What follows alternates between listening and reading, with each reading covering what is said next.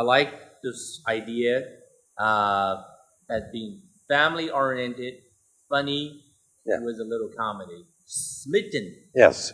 I think this is a really good new approach. I want to congratulate on you. Lifetime Achievement Award. A new movie will hit the market this year soon. Let's talk about the business. You know, the recent years, many people from China, from other countries, are talking about international co-production.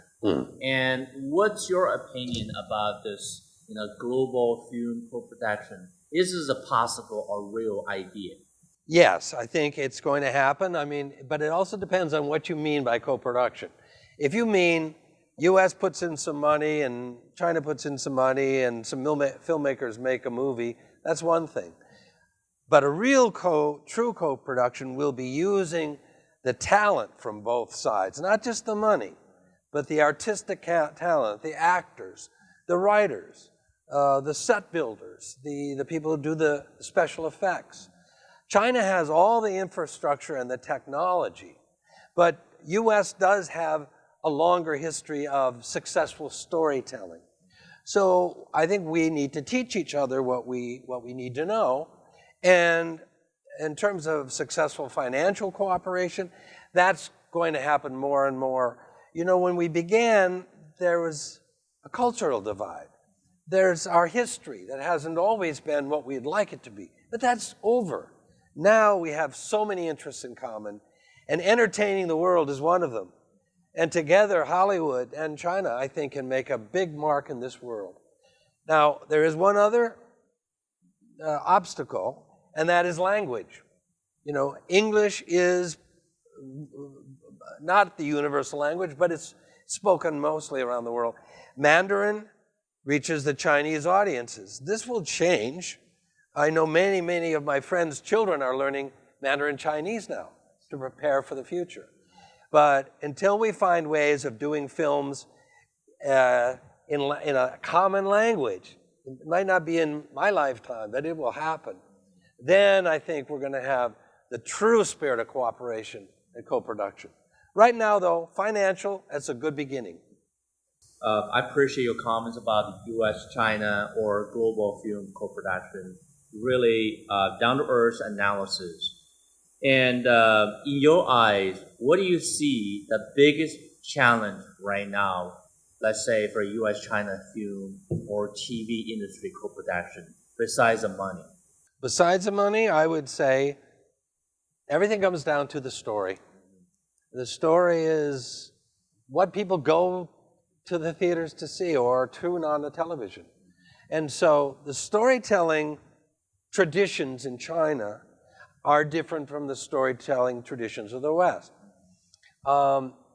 There's got to be, we have to find ways of integrating them. China has a 5,000-year history of story material. And I think most people today want to see movies about now, about their neighbors, their job, their relationships, their children, their hopes, their fears, their anxiety.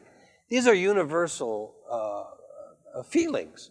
And I think I'll be really happy when I'm able to write a screenplay, a story, and cast it with Western and Asian characters without thinking about them as being that, but just people with common problems. When we reach that stage, then the world is our storybook. You know, Barry, I think you hit the head of the nail as far as co-production challenge. Besides the money, financing part, really it's all about the content.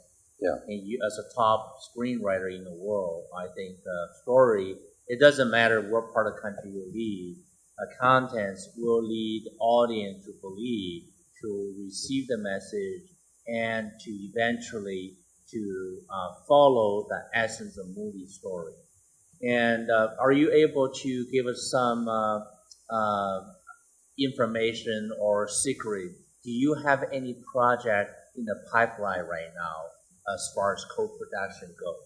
I do. I've been working for a while now with a woman named Lisa Yang on a movie that would be about the building of the Transcontinental Railroad in 1865 across the United States. It's what allowed the U.S. to become a powerful country.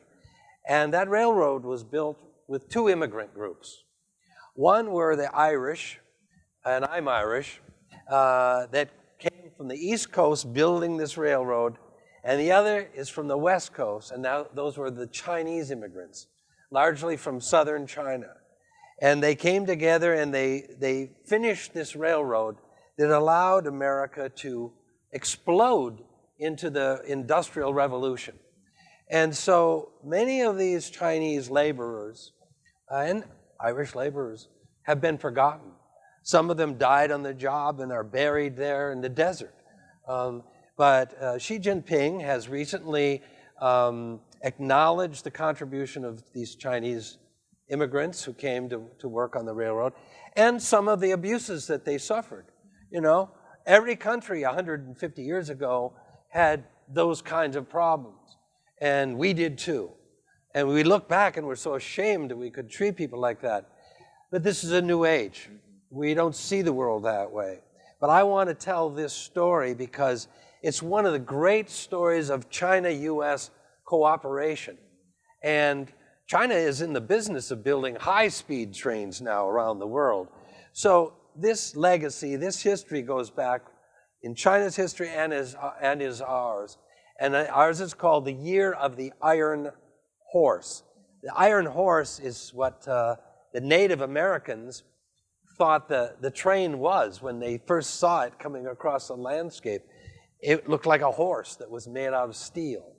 So anyway, this is the co-production, U.S.-China co-production. It'll be a big movie, and we're just getting it going now and looking for some help, some investors from both sides. Well, I'm excited about this new co-production project under your hands. I know whatever you touch will be in good hands. Because honestly, you mentioned the key word, new age. Today, you're at a new Arrow TV station. To me, it's a great honor to have you.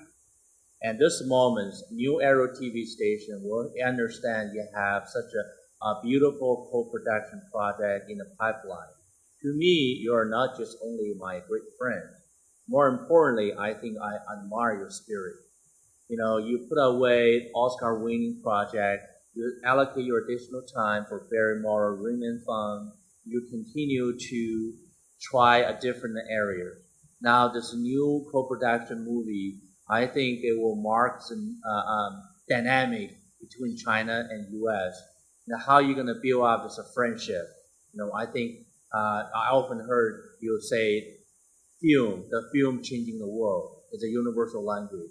So I admire that. You know, it's so impressive about your move forward thinking. And more importantly, you know, we call it a face-to-face global leader show. I want you to share your personal view or insight about what do you think as a future global leader, particularly for young generation, what type of characters or practice they should pay attention to be as good or as outstanding individual human being as you are? Well, my great teacher in terms of leadership was my father. My father in the Great Depression got a job as a janitor in an optical company. And when he retired at the age of 75, he was the CEO of the company. So he went from the very bottom to the very top, and he never changed who he was. He taught all of his children the same things. Kindness, first of all. There's no reason to be unkind to people. Second, hard work. You know, he was the first one to the office and the last one home. And sometimes, you know, as a family, we missed him. But he was building a foundation for us, for the future. So this last year, I directed a film in Italy. 150 people every day want answers from me. Everyone has 10 answers, and there's no time in the day. So leadership is required in a way that I hadn't been tested before. One is, how do you divide your time? How to prioritize? But those things are mechanical. Still at the heart of it is what my father told me about kindness and about honesty too. One of the things that kills a leader's ability to galvanize people is if they feel that there's some cheating going on.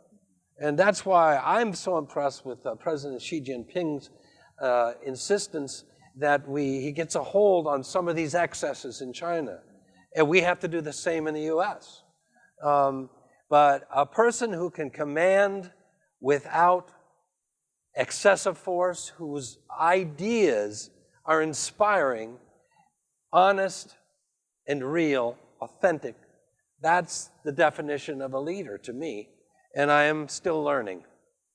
That's beautiful. You know, Barry Morrow to me is not just a good friend, superstar, Oscar winner. More importantly, I admire his spirit. You know, there's so many books about leadership.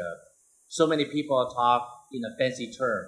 I just ask, you know, his opinion about the future leadership, what type of character they should carry. You know, to me, I learned a great deal from my mentor, Barry. Simple, very simple.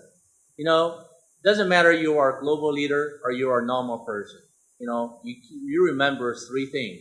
Be kind, be patient, and be yourself.